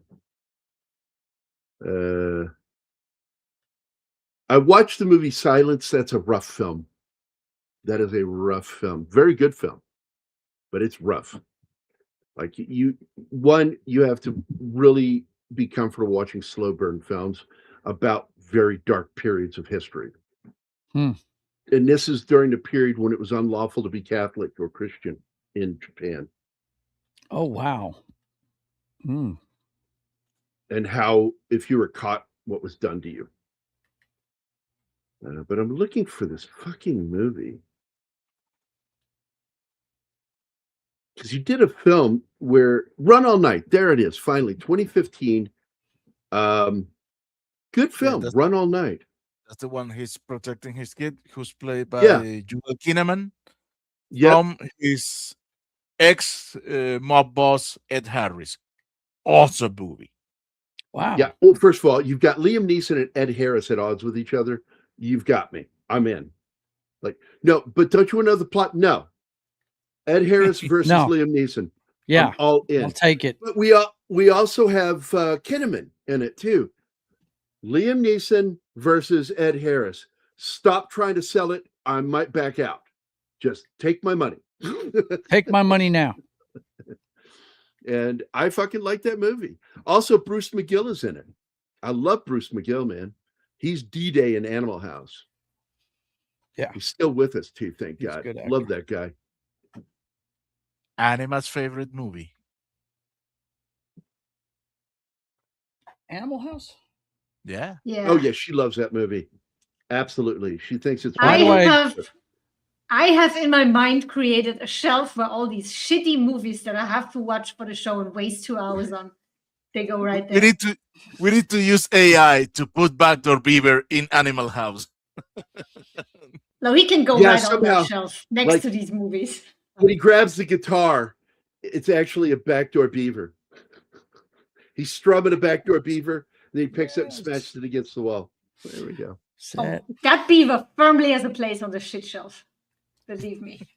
Oh boy. Rob Roy is the film I consider doing for Monday because I really do like that film. We should have done that. I like Battleship. That we could do that movie again? Fuck no, I had to do it again. We'll get around to Rob Roy because you got Tim Roth in it. You got actually like other actors in that movie that we could probably that do a movie is birthday for. Excellent. But it is Is an it- excellent film. Is it Great sword fighting. historically accurate, would you say? Yeah. Especially That's with one the I've sword never fighting. seen. I've never seen Rob Roy. So The sword I've heard fighting, good stuff about you it. get to see them get exhausted. Because Yeah. that's something they never There you want to go. show. They never want to show how fucking exhausting swinging a sword is. Especially if it's a claymore. Oof. Yeah. Oof. But yeah, I'm looking forward to next week because we made some changes about June. And I'm really looking forward to watching next week's movies because we will be doing Guardians of the Galaxy. And I've Really? seen the trailers and they look so much fun. Yeah, I showed her the trailers and showed her a clip. I wanted to show her the dance-off clip. That was the one I wanted to because Can't I'm show her like, that yet. If that she's is never one of seen the that movie, greatest fucking moments it in is. Marvel history. Like Yes. I fucking love that. Like, and the alien god is like, "What are you doing? Doing a dance-off? You and me. What? You and me dance was- off?" It's like, I was just never into the Marvel and superhero stuff. Like I had zero interest this is not. in ever This is discovering not this that. world. This But is not This is that. an action sci-fi series. I know. This I know. Yes. this movie what took everybody by surprise. And as much grief as we've been giving James Gunn about his handling of the DC universe, that is his crowning achievement. Is that movie right Well, the there? thing is, though, go back to that and remember how many fans of the Guardians of the Galaxy comics hated the fucking movies. Oh yeah. Yeah. It's not comic book accurate at all. But And I you tell know. people, read some of that shit before you get excited about him going to DC. Right. Go read what he did and who it pissed off. The dedicated fucking fans of the comics hated what he did. A small group of people, let's say that, because it did not sell well when it was out. The Guardians of the Oh, it Galaxy was a books. fucking. Yeah. It killed at the box office. No, I'm talking about the No, books. The book. the comic books. Oh. They did not I sell worth wouldn't a even shit. read. I didn't Yeah. like the comics. I got to be honest with you. Mm-hmm. The movies are interesting. The comics, I did not like them. There are Yeah. several things like Keith was like shocked when I said I did not like Doom Patrol. I thought it was a dumb comic series, Mm-hmm. and he goes, "What? What? Oh, I know all about it. I just didn't like it." Yeah. He's like, you know, like don't ever about that. Oh man. Swords night, are Gambit. definitely heavier than pool noodles. Good night, Gambit. Not Gun. Um, And hello, Peter Bexman here. Bruce McGill was an Earth Force officer in Babylon 5. That's right. Story is that JMS wanted Everett McGill, but didn't recall his first name. Yeah, look, that shit happens all the fucking time. Really? Like, you're not who I wanted at all, but you're here, so I guess you're hired. That's weird. As they say in your mother tongue, Zaijin.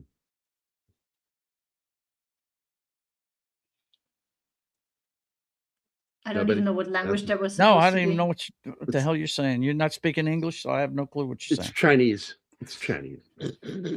Zaijin. Cool. Good for the Chinese. Don't even know what the hell you just said.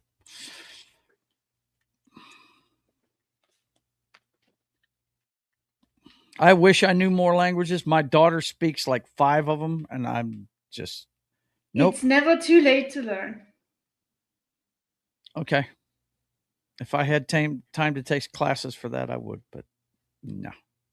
You don't Yeah, even the problem need I to. have Just is look up basic things like saying hello and goodbye, good night, thank you in different languages. someone's knocking at the door. Somebody's ringing a bell. Right. That's all that pops in my head when she said that. Paul McCartney. Paul McCartney. Do me a favor. Open the door. Open the door. Let him in. Let him in. That's Wings, right? Yeah. Yeah, Paul McCartney and Wings. That's him. Yeah, okay. That brings me back to that moment when I'm sitting there at the Clover Room restaurant. It was a sub shop, really nice one. And we're sitting there, and it's tall back booths, and we're sitting in ours. I was there with Lori, and we're getting ready to have some nice sandwiches. And all of a sudden, I hear this conversation behind me, and this guy goes, "Yeah, I picked some songs." He says, "I picked a Paul McCartney song." He says, "You know, he was with a band before he went solo, right?" And I'm listening, like, what? And he's talking full voice, man. Like how nobody could fucking miss this conversation. He goes, "Yeah, he used to be with Wings." I stood up, and I stood up on top of the seat and leaned over the top of the wood partition. And I said, "He was in the fucking Beatles." The Beatles. The Beatles. You know, that little band? Wings. He was a solo artist before that. Like, and then I pointed at the girl. I said, "Do not sleep with him." That's what you get for not having an indoor voice. Because you guys are notorious here for not having indoor voices. Oh, that's funny. Yeah, I tell people all the time, like, Wings was his solo career. The people that were with him were his backup band. His first album was just Paul McCartney, you know, with the cherries on the cover. That was his first solo album. Then he formed Wings, which is him, his wife, and the dude. I forget his name. Yeah. The dude. And the guy with long hair. I can never remember his name. Yeah. He went nowhere. He just sort of disappeared. Wings was his backup band. Come on. That was a solo career. It was him showing that he could do a band again. Right. And of course they did like one of the greatest fucking songs of all time, "Live and Let Die," and the second greatest song of all time, "Band on the Run." Band on the Run. Good God, man. I love the Easter eggs in that album cover. You know, Robert Culp's in that picture, and there's a bunch of famous people in that picture, man. It's pretty cool. Band on the Run cover. Yep.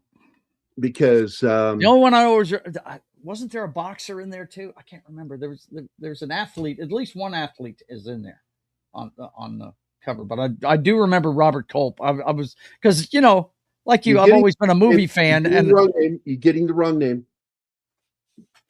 You're getting the wrong name, but I know who you're talking about. So I want to be not able Robert to Culp. open this up. No. Okay. Open image. New tab. There we go. Boom. Here we go. Let me open it up. Will you share on screen? It's a great fucking photo. Yeah, it is. It's awesome. They're caught in the fucking searchlight. They're caught. They got him caught. And this is the guy you're talking about. I forget who he is. But the band is here. Paul, Linda, and this guy.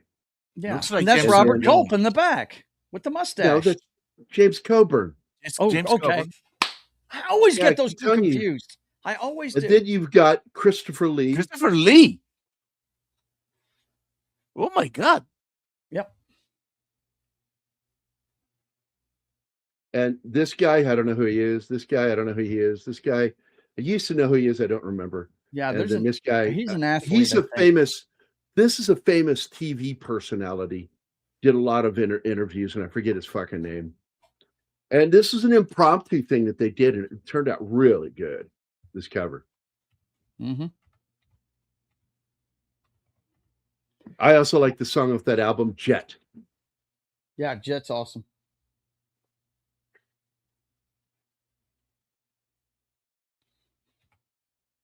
Is, as they say in your mother tongue, sayonara. Read by nature. Let's see. I've had the same conversation with people that had no idea Clapton was in Cream. Yeah, I know. They'll talk about how much they like Cream. I'll say, Clapton is amazing. And they stare at me like, what are you talking about? Right. Cream was just an experiment that failed because of the drummer, because he was insane. Lee was classically trained to sing, which is why it's kind of cool that he put out, when he was in his fucking 70s, a fucking heavy metal album.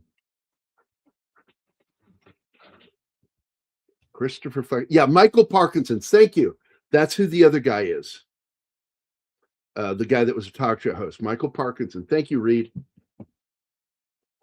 McCartney was no Ringo Starr. Shut up, Diva. Shut up, Beavis. Some people want to fill the world with silly love songs. And I say, what's wrong with that? I'd like to know. And here we go. Again.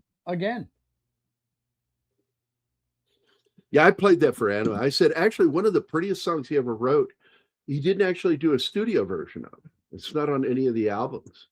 Was the song he wrote for Linda McCartney. And you get the live version, and it was fucking great.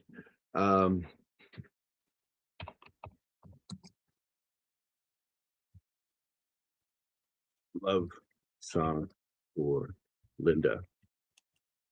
Man, well,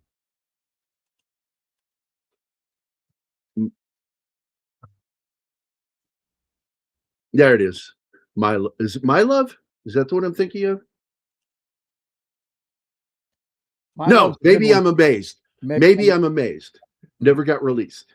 Here's who's on the cover. The 6 celebrities are television presenter and journalist Michael Parkinson. That's probably the guy you thought. That's what I already said it. I said Parkinson a few minutes ago. Oh, sorry. Because Reed said it. It was Michael Parkinson right here.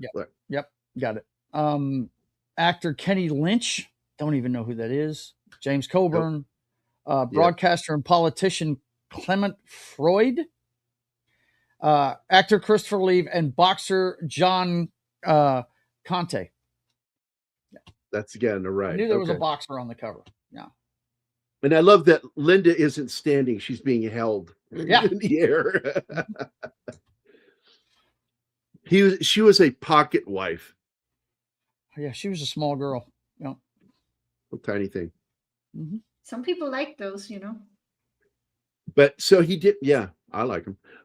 So he wrote that song. Maybe I'm Amazed. I consider it one of the probably most beautiful love songs I've ever heard, and his vocals on it, so emotional.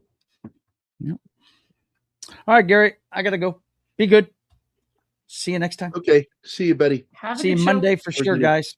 Hasta. Bye, Joe. Hello, Joe. Goodbye, Joe. Ringo married a Bond girl. Yes, he did. They're still married. They both went through rehab together for alcohol and drug abuse. And they stuck through it, and they stuck together. That's amazing. And they gave birth to a hell of a drummer. Ringo's son is an incredible drummer.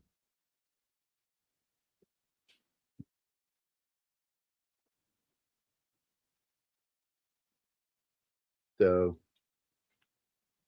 that's it. I guess we'll get out of here. I want to thank Snorty, Penny, 11 Alpha, Gambit, John Whitaker, Read by Nature, E. Clay Tomlinson, Venkman's Girl, D. Bud Martin, all of you for being here, hanging out with us. It's always nice to see you guys.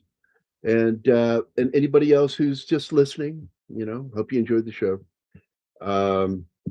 We like talking about these movies. I like talking about movies that are fun.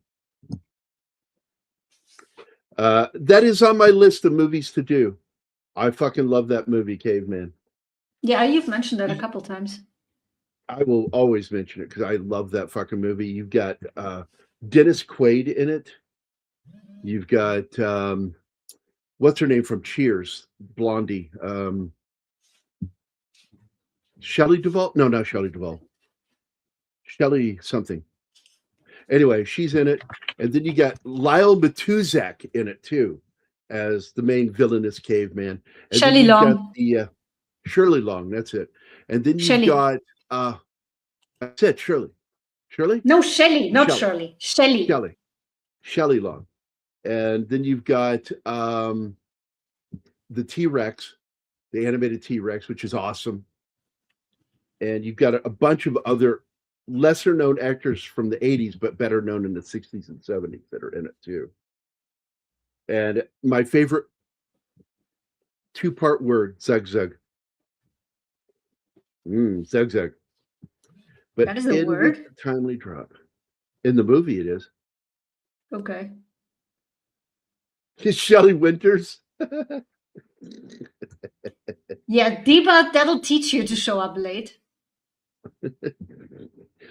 Shelley Long, also in Night Shift with Henry Winkler and Michael Keaton. Another favorite of mine. It's got one of my favorite lines from Michael Keaton when he falls all the way to the floor from the, I think, 2nd or 3rd floor, and he hits the ground, and they look over the edge and go, "Oh my God, are you all right?" He goes, "No problem. Floor broke my fall." Yeah, I like that. Sir, she sung in Tila Black at one point. Blame my day job. Okay. All right, guys, we're gonna get the hell out of here. How dare you have to make a living? We're gonna get the hell out of here, guys. Hope you had a good time. It was fun hanging out. Everybody have a great night, and we will see you on Friday. Yeah, Atuk Zug Zuglana. Can you guess what the word means? Or the 2-part word? Yeah. Yes. Holy shit, I took his creators in Caveman. Yeah, he was. He plays his best friend. So that's it, guys. We're out of here. Hope everybody has a great week. We will see you on Friday, where we're going to do another Liam Neeson film.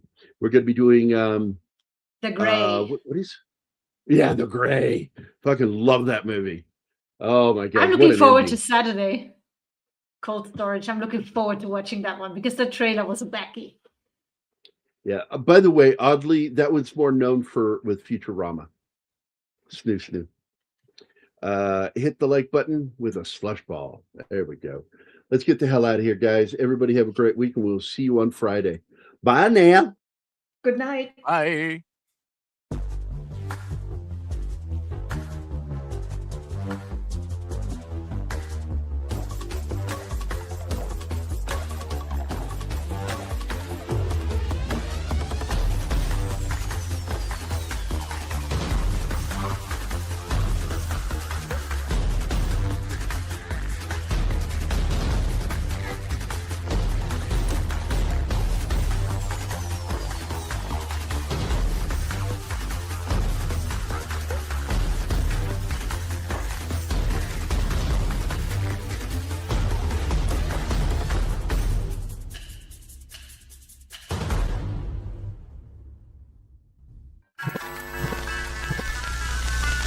Y'all come back now, you hear?